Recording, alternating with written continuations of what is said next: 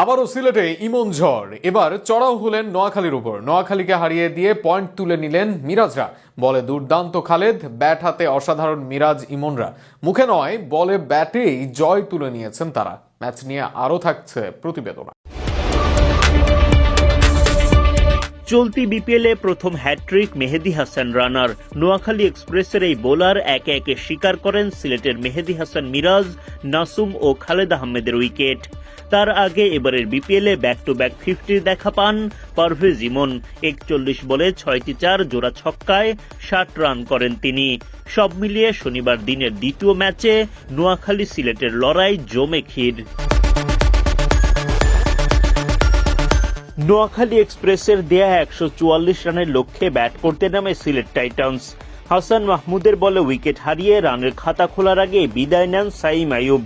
সিলেটের আরেক ওপেনার রনি তালুকদারকেও ফেরান হাসান। জাকির হাসান উইকেট হারান মেহেদী হাসান রানার বলে। মাত্র 34 রানে 3 উইকেট হারায় সিলেট। এরপর অধিনায়ক মেহেদী হাসান মিরাজ পারভেজ ইমনকে সঙ্গে নিয়ে জুটি গড়ে তোলেন।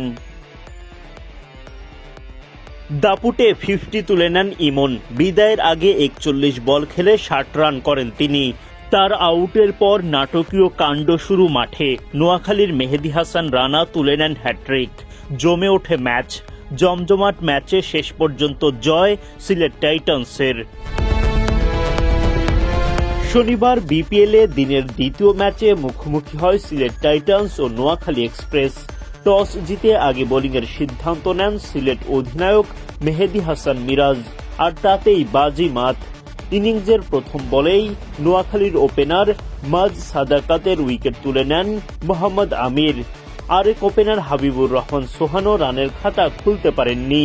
সোহান উইকেট হারান খালেদ আহমেদের বলে। খালেদ আহমেদের আরেক শিকার হায়দার আলীও শূন্য হাতে বিদায় নেন। মাত্র 9 রানের মধ্যে 3 উইকেট হারায় নোয়াখালী। বিপর্যয়ের মাঝে প্রতিরোধ করার চেষ্টা অধিনায়ক সৈকত আলীর। 29 বলে 3 বাউন্ডারিতে সৈকত করেন 24 রান। তিনি উইকেট হারান সাইম আইয়ুবের বলে। 41 রানে চতুর্থ উইকেট হারায় নোয়াখালী।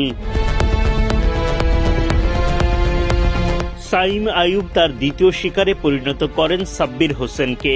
এরপর অবশ্য শক্ত প্রতিরোধ গড়ে তোলেন জাকের আলী অনিক ও মাহিদুল ইসলাম অঙ্কন। তাদের দুর্দান্ত জুটির ওপর ভর করে লড়াকু পুঁজি দাঁড় করায় নোয়াখালী এক্সপ্রেস।